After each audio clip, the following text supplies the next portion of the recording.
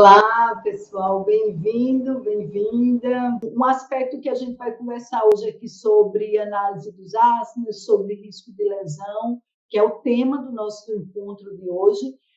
Eu vou trazer muito o olhar de um protocolo que eu aplico com os meus alunos. Por exemplo, na aula de sábado passado, na comunidade, a gente fez um estudo de caso real.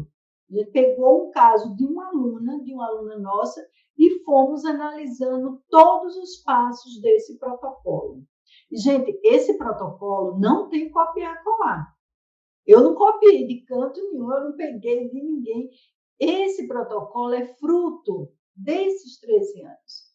O que é importante para o instrutor de yoga saber? O que é que de fato vai transformar o olhar dele? Onde é que ele tem que chegar e ajudar o aluno? Como é que ele pode ter clareza? Quantas vezes eu lembro de um treinamento, eu estava em Brasília, e uma aluna falando assim, nossa, Germana, o que mais me incomoda, me angustia, eu gravei assim a palavra que ela disse, ela fez uma expressão assim, sabe, da respiração mais curta, ela falou, Germana, o que mais me angustia e me dá um nervoso é quando eu vejo o aluno ali, ele não está fazendo asana, eu sei que tem alguma coisa que está aprendendo ali, que ele não consegue avançar, e eu não sei o que é.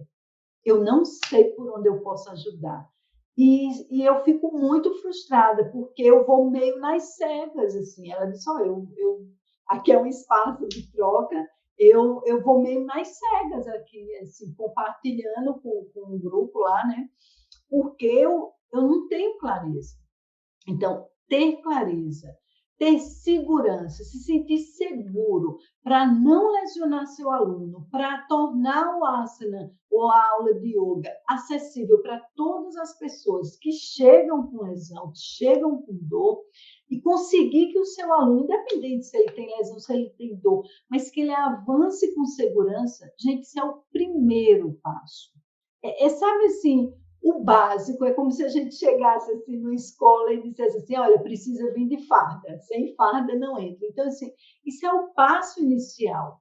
Então, não lesionar, saber o que está acontecendo com o aluno quando o asana não acontece, é o primeiro passo, é o mínimo que a gente pode oferecer. Todo instrutor de yoga tem que saber sobre o corpo em movimento, gente, é inadmissível, sabe? Você não conhecer como ajudar o seu aluno a avançar, como não lesioná-lo, reconhecer uma situação de risco. Né? Então, eu defendo muito esse refinamento desse olhar, né? Que mistura essa técnica, mas com essa experiência, com essa amorosidade, com esse cuidado e com essa conexão que a gente cria com os nossos alunos. Então, eu queria reforçar isso, né? E a ideia, né, do que eu vou apresentar hoje, a gente vai falar, eu vou trazer muito do que eu falo com os meus alunos. Então, vamos lá. Eu hoje preparei para vocês uma análise e, como eu disse, a gente vai estudar casos reais, tá? Porque foi o que eu disse aos meus alunos sábado passado na comunidade. Eu lembro que uma aluna comentou assim, nossa, Germana, como é bom, né? Como é bom poder olhar uma situação real, né? Porque ela nos fala tanto.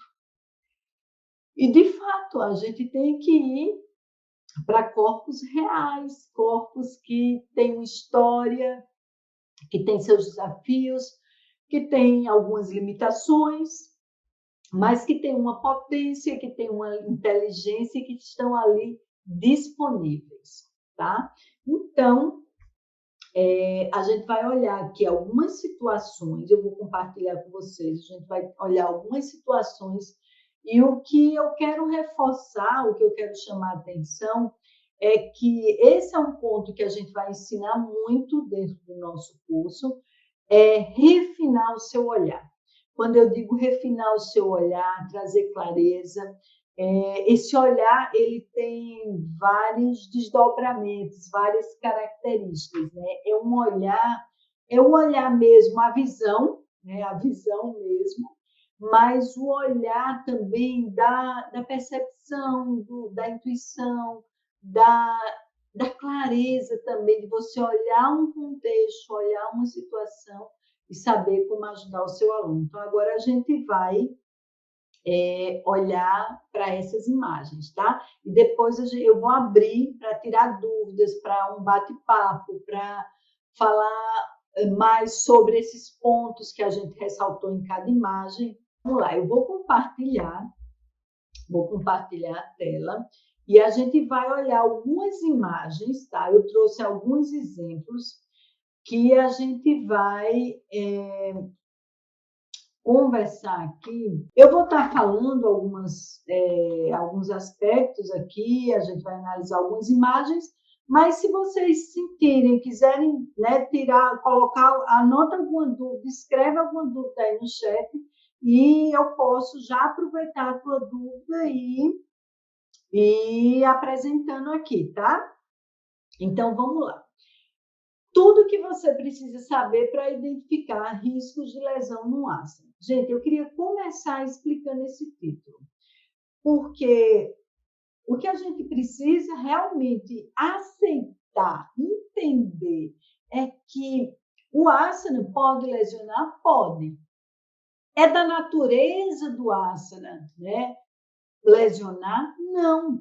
Mas quando a gente não consegue fazer esse bom diálogo entre o asana, o que o asana pede para o corpo do praticante e o que esse corpo está disponível para dar naquele momento, e se a gente força uma situação, um contexto, sim, essa lesão pode acontecer.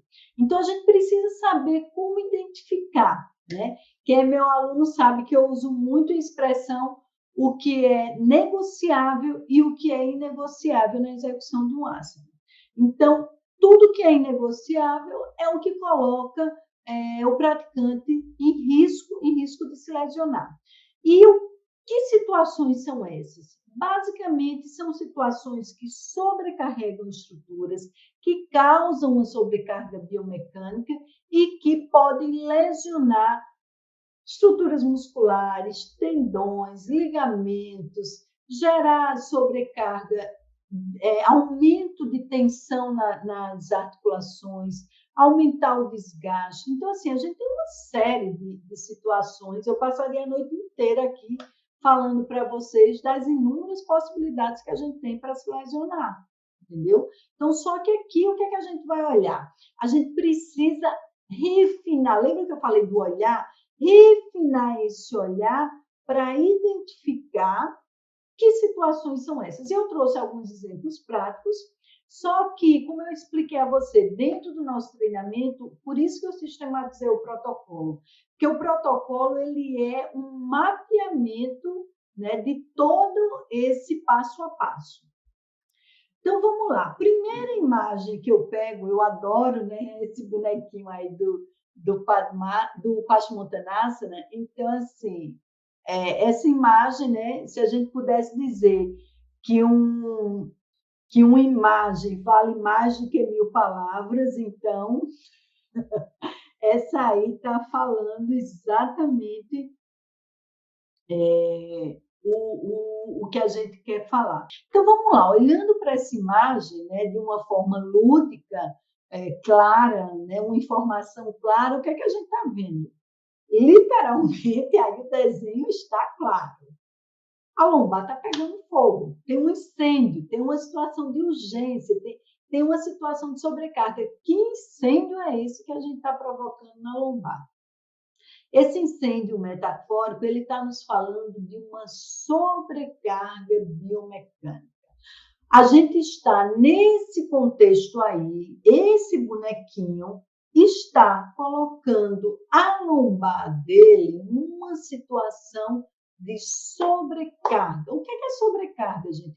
É uma carga além do que a nossa coluna deveria receber. É um esforço além do que ela deveria receber. E o que acontece com as estruturas do nosso corpo quando a gente traz uma carga a mais, quando a gente sobrecarrega essa estrutura?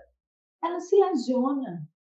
Então, ela se lesiona de várias formas. A gente pode começar com um quadro de dor, começar a ter desgaste nas articulações, inflamações nos ligamentos, Os discos intervertebrais, né, as discopatias degenerativas, o disco começa a degenerar, a gente pode ter uma herniação do disco, a gente pode ter um quadro de desgaste articular, as artroses. Então, assim, tem uma série de manifestações dessa sobrecarga.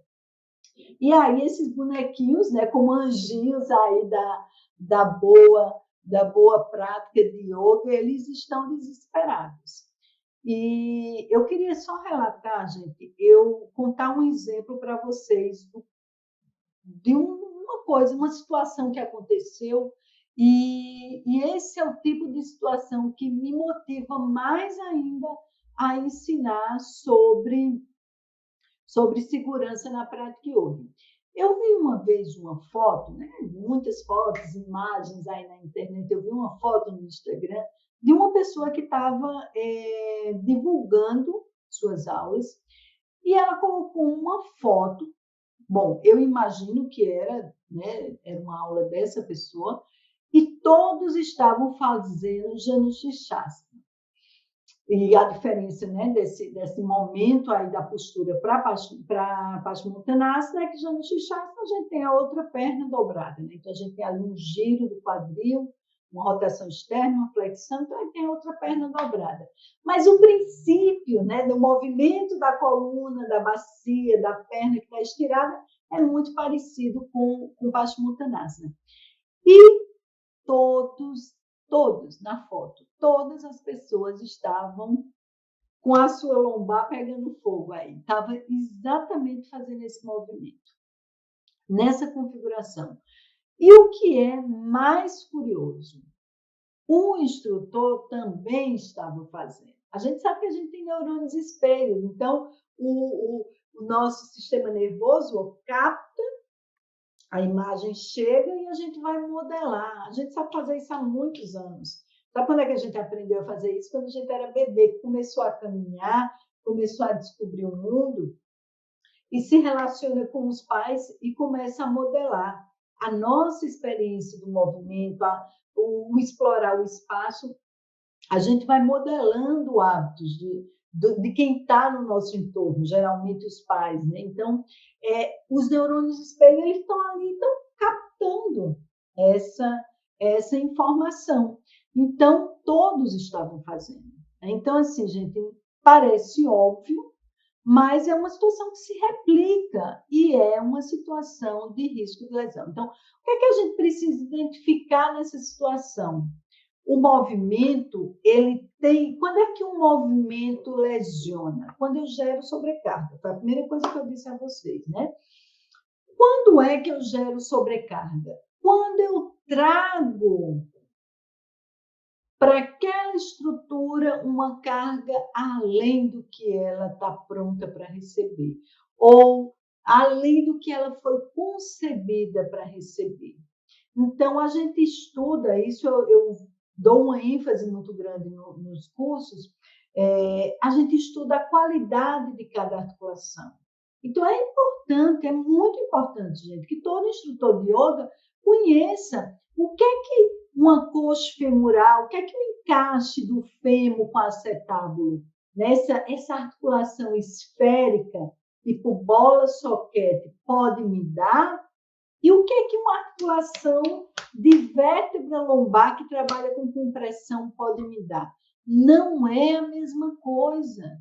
Então, eu não posso, se eu tenho um movimento que eu preciso, eu chamo do sistema de parceria, né? Se eu tenho uma parceria entre a coxa femoral, entre cabeça do fêmur e acetábulo e a lombar para levar esse tronco à frente, se eu me movo a partir, jogando para a lombar e não usando a minha coxa femoral, eu estou criando sobrecarga. Eu estou dizendo, olha, lombar, vem cá, eu tenho um presentinho bom para atuar. A coxa femoral, ela está meio impedida, sabe? Ela está um pouco assim, comprometida, tem um povo ali segurando ela, e ela hoje não vai rolar, ela não vai contigo, você vai só, dá conta dessa onda sozinha. Não dá, gente. A gente até faz, mas tem um custo. tem um preço, tem um desgaste, tem uma sobrecarga. Então, a gente precisa ter essa habilidade de olhar e ter como pano de fundo o que é que o asana me pede. O que é que se pede naquele asana e o que é que o aluno executa. Eu fiz uma análise, eu acho que eu vou mostrar para vocês depois uma análise real de um protocolo. Tá muito lindo, tá muito legal. Tem um momento que a gente sobrepõe as imagens. O que é que o asana pede e o que o aluno está fazendo, e fica claro, e a gente mapeia. Então, eu faço um mapeamento que eu ensino para os alunos como fazer esse mapeamento do corpo, as linhas de força. Então, isso é muito legal, porque quando você olha, na hora você diz assim, nossa, olha para onde o corpo tinha que ir e olha até onde ele foi. Tem um gap, tem uma lacuna aqui. E eu preciso entender o que é que eu vou, que rota de aprendizado, de preparação eu vou fazer para o meu aluno. Porque entender por que o aluno não chega até lá embaixo, né? Então, a gente começa a olhar para o asana e entender onde é que estão as limitações, onde é que estão os bloqueios. Gente, isso eu garanto para você, que você não precisa vir da área de saúde, não precisa conhecer previamente nada sobre o corpo em movimento. Ontem eu entrevistei um aluno que foi muito lindo, está até gravada a nossa entrevista no Instagram. Ela é, né, da área de TI. Ela falou, nossa, Germana, eu não sabia, né? Eu não vim dessa área, eu não vim da saúde, eu não estudei previamente. E é muito rico, eu estou descobrindo esse corpo. Eu vou entrevistar amanhã uma pessoa que vem da engenharia. Eu brinco com ela dizendo assim, que quando eu falo de biomecânica, de transmissão de força, de relações de transmissão pelas estruturas do corpo, eu brinco porque ela se sente super à vontade, porque a visão, o olhar dela já está bem treinado para isso. Mas o que a gente quer, e tem acontecido isso, o depoimento dos alunos dão essa chancela, é de que o que a gente quer é que você olhe para o asana e saiba quais são as demandas daquele asana. E olhe para o seu aluno e reconheça, isso aqui que tinha que estar acontecendo, não está acontecendo. Aí, claro, vem o segundo passo. Por que não está acontecendo? Aí a gente faz lá dentro do nosso protocolo, a gente faz um mapeamento. Quais são as demandas desse asana? E eu sempre falo para os alunos, olha, às vezes um asana ele não acontece como deveria acontecer, ou, né, de uma forma assim didática, né, falando assim bem claramente. Tem duas situações principais. Ou o grupo principal não está tendo força suficiente para dar conta daquele asana, tem situações assim, ou o grupo contrário que está lá sendo alongado, aquela cadeia, e a gente está também, quem é aluno que fez outros cursos comigo, tem uma outra novidade que eu esqueci de falar para vocês, que a gente aprofundou muito essa visão integrativa e a gente chama dos diálogos corporais. Então, eu introduzi o trabalho do Tom Myers, especialmente assim, dentro de biotensegridade, de transmissão de forças. Eu trouxe o trabalho do Tom Myers, onde ele faz um estudo de trilhos e rotas miofaciais. Então, a gente traz essa visão que não tinha tão claramente antes, né? Então, quando o movimento, às vezes, não acontece, é aquela cadeia posterior que não está liberando. E isso acontece muito em Paschimottanasana. Então, no treinamento, a gente vai passando por essas estruturas e não é só passando, estudando, ou passando slide, ou passando PDF. É passando pelo próprio corpo, experimentando, lapidando, testando, refinando, movendo, conectando, porque esse é o nosso modelo. Esse é o modelo que eu acredito. Eu jamais ensinaria sobre anatomia do movimento, ensinando teoricamente e passando o nome de ossos, músculos, tecido conjuntivo, não. Para mim faz sentido a gente transpor todo esse conhecimento e levar para o corpo e, a partir do corpo, retroalimentar. Então, a gente tem aí a nossa Paschimottanasana acontecendo, e agora a gente vai ver alguns casos reais, tá? Então, uma primeira situação, tá? Então, tá aqui Paschimottanasana. O que é que a gente espera dessa postura? A gente espera que o tronco vá à frente. E existe uma articulação que ela é muito, muito, muito, muito importante. Assim, se eu pudesse escrever, se eu pudesse botar num vídeo, estaria assim, piscando, luzes, setinha, não erre, não, olha para cá, articulação coxofemoral, articulação do quadril. Essa é uma articulação muito importante na motricidade e é uma articulação muito importante na execução dos asanas. E além de ser muito importante porque ela tem esse papel fundamental, é muito importante que o instrutor de yoga conheça, porque a grande maioria dos nossos alunos vem com limitações de amplitude de movimento, utilizam pouco todo o potencial de mobilidade dessa articulação. Então, essa situação aqui, quando a gente olha uma Paschimottanasana, que a asa do ilíaco não desce, e aqui a gente olha para essa imagem e diz: asa do ilíaco não desceu, isquio não subiu, tronco não chegou na coxa, cabeça avançou, cabeça se projetou, externo afundou, ombros avançaram, né, à frente do externo, e tem uma sobrecarga aí na lombar e na cervical, tá? Uma outra situação, eu tive esse cuidado, eu sei que são imagens assim, que a gente dá uma mexida, a gente, né, muda um pouco, não fica, não reconhece, mas eu gosto de ter esse cuidado extra, então, esse rosto, porque essa imagem aqui é uma imagem que estava na internet, mas essa aqui são de alunos que foram publicadas na internet, mas assim, falando de um trabalho dessas pessoas, então eu preferi ter esse cuidado mesmo do anonimato. Então, essas duas imagens, essas duas pessoas estavam na mesma sala, fazendo a Janushirshasana. Eu fui tirar o fundo da imagem, então cortou aqui a perna dela, mas é Janushirshasana. E se vocês observarem, é o mesmo modelo, é o mesmo modelo que a gente viu ali em cima. Essa asa do ilíaco que não desce, essa coluna lombar que não acompanha, a cabeça que se projeta, e tem aí nitidamente uma restrição da cadeia posterior. E quando a gente fala da cadeia posterior, usando, por exemplo, o material do Tom Myers, que eu também ensino dentro do meu treinamento, a cadeia posterior vai aí da planta do pé até a testa, né? Tem uma cadeia aí posterior superficial, então toda essa cadeia está impedindo, né, desse movimento acontecer. Isso a gente discute exaustivamente, porque, dando aquele exemplo que eu falei para vocês, quando o asana não acontece, né? Então, aqui, nitidamente, a gente vê, para nenhuma dessas pessoas, não é falta de ação dos flexores do quadril. Não é que os flexores do quadril estão fracos e não conseguem levar o tronco.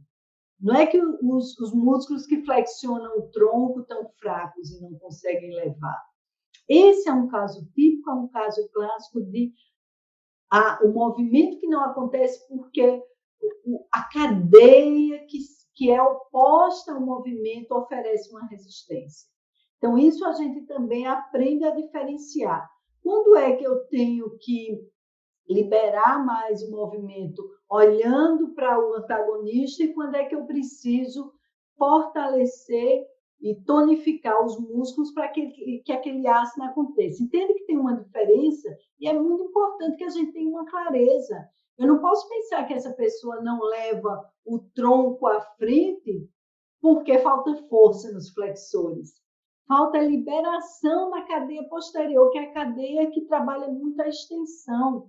Não são os flexores que são fracos, são os extensores que são ali, estão fortes, não no sentido forte de positivo, mas que estão ali resistindo, eles não têm flexibilidade para deixar o movimento acontecer.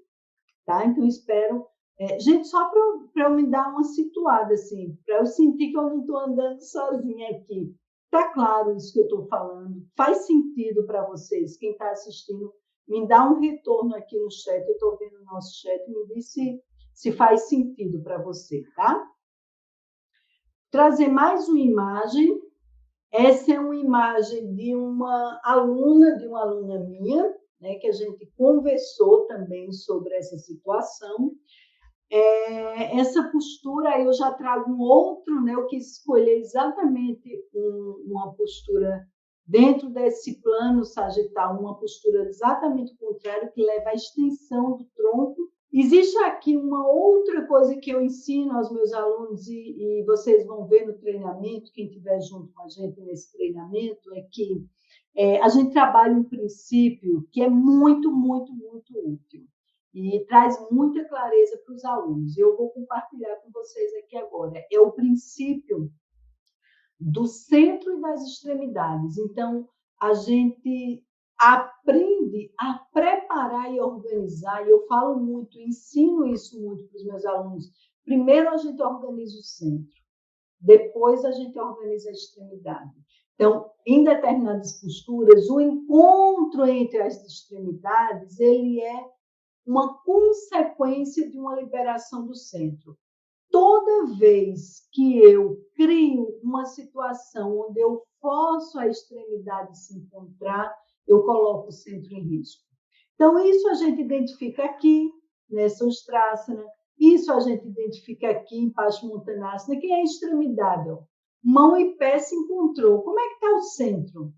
O centro está, meu Deus, como pode, né? Vai levando como pode. Aqui também, essa mão fazendo esse ângulo. Então, quando eu disse a vocês, eu ensino aos meus alunos a estudar essas linhas de força, né? Esses desenhos que a gente vai montando. Então, essa mão não estaria disponível, o tronco não está disponível. Olha o aumento da lordose lombar dela, olha quanto a caixa torácica não desceu e ela chegou aqui no pé e aqui tem uma sobrecarga nessa lombar, tá? Aqui a gente vê nessa primeira imagem nitidamente um desafio também. Aqui tem uma dificuldade dos flexores do quadril. A gente tem aqui nitidamente ilipsoas, que está numa situação de alongamento, e os outros flexores do quadril. Então, olha como a bacia dela recua em relação ao joelho. E olha o quanto isso compromete uma liberação que deveria acontecer aqui na dorsal. Então, mais um mecanismo diferente desse, mas aqui mais um mecanismo de entrar em Ustrasana, as extremidades se tocando, mas olha o que o centro teve de fazer para poder a mão tocar. Então, o centro é prioritário. Então, eu ensino aos meus alunos, primeiro a gente organiza o centro e quem se adequa é a extremidade, não o contrário, tá? A coluna é prioritária ao encontro da mão e do pé. Aqui uma outra situação, aí trazendo um pouquinho mais o olhar para as extremidades. Quando a gente olha para as extremidades, eu utilizo bastante, isso muda completamente a execução do asana, é muito lindo de se ver. A gente trabalha muito os pés, trabalha muito a ação dos pés, a ativação dos pés, a função dos pés, eles têm um papel fundamental. Os pés são porta de entrada e porta de saída de informações, de linhas de força. A nossa organização no espaço, a ativação do nosso centro, a segurança da nossa coluna. Gente, olha isso, a segurança da sua coluna, segurança da coluna do seu aluno tem uma relação direta da qualidade do apoio dos seus pés. Olha que fantástico que é o nosso corpo e a nossa organização, como ele se estrutura. Então, eu ensino os meus alunos a ativarem, a utilizarem o que a gente chama pés vivos, pés funcionais. A gente estuda sobre os arcos, a importância dos arcos, a importância dos apoios e um aspecto muito fundamental, a gente ensina um mecanismo de eficiência biomecânica. Como é que eu crio uma relação de aprofundar esse apoio dos pés e isso gera um contra-apoio e todo o meu sistema vai se organizando. A gente sente a ativação, por exemplo, de deltoide, estabilizando a bacia, crescendo a caixa torácica. Então, a gente usa as extremidades inferiores, quando elas estão no chão, e também as superiores, se elas estiverem em relação com o chão, trabalhando a função biomecânica dos apoios. Membros superiores, via de regra, a gente trabalha para crescer, para descomprimir, para alcançar. E isso muda completamente a ativação do corpo na execução do ato, gente. É incrível, assim. É muita liberação. Nessa imagem, especificamente, olha o que acontece com esse pé. Então, ela está ali, ela possivelmente, eu dou um chute de que o apoio, a atenção dela está muito nesse apoio do pé, que está à frente, mas olha o que aconteceu com o pé que está lá atrás. Colapsou. Olha o quinto dedo aqui, como ele está suspenso, ele não está fazendo função de preensão nenhuma no chão. Olha o calcânio como está apoiado. Um colapso do arco interno. Então, e aqui uma penúltima imagem, onde a gente olha essas relações. Então, por exemplo, os agachamentos, ou a flexão de quadril, quantas vezes a gente nota que quando essa cadeia miofascial é alongada, é tracionada, ela vai encontrando pontos de segurar, de sustentar. Então, olha esse arqueamento da lombar também. Então, é retificar, é achatar, é perder a lombar? Não, gente, não. Isso eu ensino para os alunos. Não vamos perder as curvas da coluna. Essas curvas elas têm papel biomecânico, são mecanismos de proteção. O que é que a gente evita? As hipercifoses, hiperlordoses. Então, a gente não quer um aumento, um exagero, porque isso também gera sobrecarga. E aqui um outro exemplo de apoio, onde a gente tem uma ideia que eu também trago para os meus alunos, que eu acho muito útil, é o estudo dos planos de movimento. Então, a gente tem clareza também quais são os planos para onde a gente se move. Então, nessa postura, a gente observa que poderia ter uma melhor organização da relação dos braços com a cabeça. Existe aí o pé que, se você olhar o calcânio, ele está se apoiando na lateral do joelho. Isso gera sobrecarga para o joelho, tá, gente? Para os ligamentos, para a estabilidade. É uma carga desnecessária. A gente vê também um pouco de colapso aqui nessa lateral, aqui, um desvio mais aqui da bacia na lateral. Então, eu também ensino os alunos como a gente ativar essa linha que conecta do pé à asa do ilíaco e crescer dentro dessa linha, tá? E isso reverbera também no crescer na caixa torácica. Gente, eu vou parar o compartilhamento porque eu tenho agora um recado muito interessante, muito importante sobre orientação dos nossos alunos que eu quero falar com vocês agora. Bom, todas essas orientações, essas análises que a gente fez aqui, claro, brevemente, porque o tempo é curto, mas eu quis trazer só exemplos para vocês do quanto a gente pode refinar o nosso olhar. Mas tem uma coisa agora que eu quero muito compartilhar com vocês, que eu estava refletindo esses dias. É muito comum, e eu vejo muitos instrutores de yoga, inclusive na internet, nas redes sociais, fazendo postagens dizendo assim: olha, tal postura você executa assim. O joelho tem que ficar nessa posição, a coluna tem que ficar nessa posição, faça esse movimento, coloque a perna nessa posição, e assim a postura acontece. Né? Ou essa é a postura, é a forma correta, essa é a forma segura, é assim que essa postura tem que ser realizada. E uma coisa que me chama a atenção, que eu queria trazer para a reflexão com vocês agora, assim, não é que isso esteja errado, não está correto. Mas tem um aspecto que eu quero chamar a atenção de vocês e que isso eu bato muito nos treinamentos aqui. Trazer essa clareza para o seu aluno é muito importante.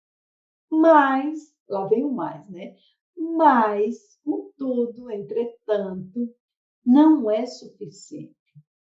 Sabe por quê? Porque o aluno não executa não é só por falta de conhecimento intelectual. Se fosse assim, era super fácil, né? A gente estava assim, chegava, ia dar uma aula, demonstrava, convidava todo mundo para entrar no asana e todo mundo executaria. O processo é muito mais complexo. Existe uma série de questões ali, biomecânicas, de transmissão de força, de consciência perceptiva, de falta de clareza, registros, inclusive, da autoimagem. Então, quando a gente fala de movimento, isso é uma coisa que eu ensino dentro do treinamento, é que a gente não pode olhar só para um aspecto do movimento, que é a ação. É a ação, ou o deslocamento, ou a sustentação do segmento no espaço. Aquilo ali é o que a gente vê, é o que se mostra, né? É o que está aparente. Mas por trás tem uma série de aspectos que não são vistos. Então, a gente tem ali um refinamento, uma comunicação entre o sistema nervoso e as estruturas que executam o movimento. A gente tem elementos como a sensação do movimento, que influenciam na execução do movimento. A gente tem os hábitos, os padrões motores. Nós temos o nosso sistema nervoso, ele é programado para aprender alguns padrões motores e replicar. Isso é um mecanismo de eficiência. Não tem erro nenhum nisso, mas qual é o problema? Quando a gente replica um modelo que ele, às vezes, não é o mais eficiente, ou gera uma sobrecarga, gera uma tensão. Talvez ele foi a melhor escolha num determinado contexto, mas aí ele vem sendo reproduzido. Então, esse é um recado muito importante e esse é um aspecto, né? Quem tá no treinamento vai ouvir muito falar, a gente vai experimentar muito, a gente precisa encontrar um caminho de acessar essas rotas dentro do corpo do nosso aluno. E não é só falando nem demonstrando. A gente cria, né, e é exatamente para atender a esse ponto, a gente cria uma rota de aprendizado. E eu chamo, e não sou eu que chamo, né, mas eu trago esse termo dentro do campo da educação somática, a gente acessa a inteligência do movimento, que é essa eficiência entre o sistema nervoso e as estruturas que executam.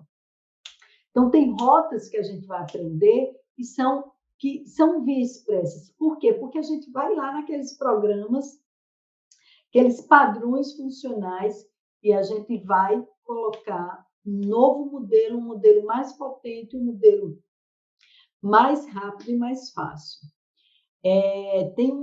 Só para fechar com um exemplo desse, eu vou nessa entrevista que eu falei da Viviane, que está gravada no nosso Instagram, e acho que a gente colocou aqui também na página do YouTube. Eu, lá na comunidade, eu sempre faço algumas atividades também de desafios. A gente passa uma série de atividades e eu falo para os alunos, vai lá, leva para os seus alunos, vamos praticar e daqui tal dia, o último desafio foram 3 semanas. A gente deu uma super aula sobre Padmasana, falou de todos os ajustes, mostrou um protocolo, mostrou as articulações, os músculos, os somáticos. Falei, vai para o campo, pega teu aluno lá que tem dificuldade em Padmasana e vamos trabalhar. E em 3 semanas a gente volta aqui e todo mundo vai apresentar os seus casos e a gente vai discutir junto. E a Viviane trouxe um caso que hoje eu até pedi permissão, ela conversou com a aluna dela, a aluna deu autorização, eu vou postar esse caso nas nossas redes sociais, porque foi uma história muito bacana. Essa aluna ela já praticava yoga há 8 anos. Ou seja, uma pessoa que já pratica yoga há 8 anos, ela já tem aí um aprendizado, né? Um refinamento aí na execução desses asanas. E aí ela participou, só que ela tinha uma questão com o Padmasana. Ela só conseguia meditar 2 minutos. Ela sentia dor, sentia desconforto. Nesse desafio, eu pedia para os alunos tirarem foto dos seus alunos. O joelho ficava lá em cima, o tornozelo dava uma forçadinha. Você via que ali os ligamentos do tornozelo estavam sendo sobrecarregados. E ela passou por um processo de 3 semanas. Gente, 3 semanas, rápido. E ela postou uma foto. Ela aumentou de 2 para 5 minutos em Padmasana, confortavelmente, sem sentir dor, e mandou a foto. Joelho mais baixo, próximo do chão. Joelho baixo, os alunos já aprendem que ali tem uma boa relação na coxa femoral, o joelho está mais protegido.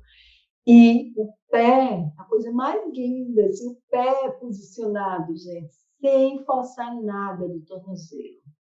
Então, assim, é esse caminho, é essa rota. Porque em 3 semanas a gente deu o estímulo certo, o corpo responde. Porque a gente vai na via neuronal. Via neuronal é rápida. A gente está ativando o sistema nervoso com padrões que o corpo já aprendeu, já funciona. Né? Então, esse é o mecanismo. E ela está super feliz. E assim, a gente pode pensar, nossa, 5 minutos não é nada. É muita coisa.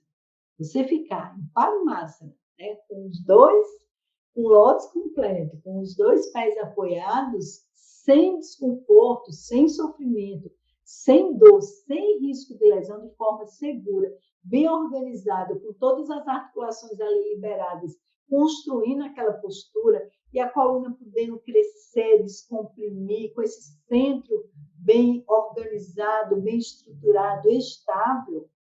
É tudo que a gente quer para viajar e expandir a nossa consciência nas outras práticas psicofísicas do yoga. Né? O asana existe para isso, né, gente? O asana existe para preparar para outras camadas da mente, além do corpo físico, outros coxas, para a gente avançar, expandir.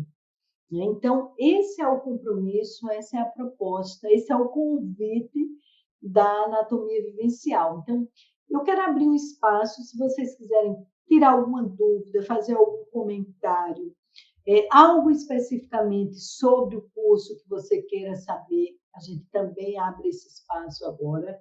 E de fato, gente, digo sem o menor constrangimento, porque eu sei a qualidade do que vai ser oferecido para você. É uma proposta muito refinada, muito profunda. E te digo, todos os praticantes, isso eu escuto, isso é algo que eu escuto muito dos alunos, que todos os alunos, né, todos os instrutores, eles passam por um processo pessoal muito transformador. Sabe o efeito em cascata? Ele muda, a pessoa muda a sua percepção, muda a sua experiência com o asana, muda o seu comando verbal, fica muito mais claro, muito mais direto e, consequentemente, muda as suas aulas. Então, esse é um processo onde você não só vai se tornar um instrutor de yoga melhor, mas primeiro você vai se tornar um yogi melhor, um aspirante espiritual melhor, porque o corpo físico a gente sabe que é um coxa, né? É uma camada da mente. Para o yoga, o nosso corpo físico é um dos nossos coxas, uma das nossas camadas mentais. Espero que o conteúdo que foi passado aqui agregue, gere transformação para você. Então, um beijo enorme, bom descanso. Namaskar.